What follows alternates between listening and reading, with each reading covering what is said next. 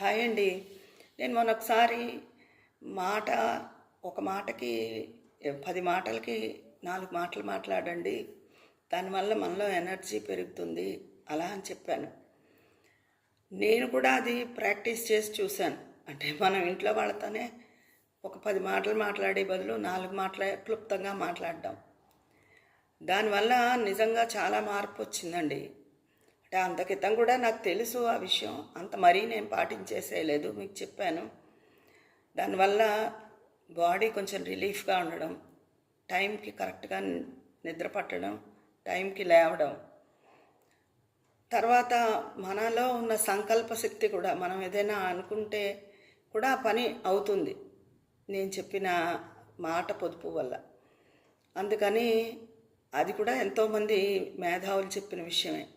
అది కూడా ప్రాక్టీస్ చేస్తాను, మీరు కూడా చెయ్యండి.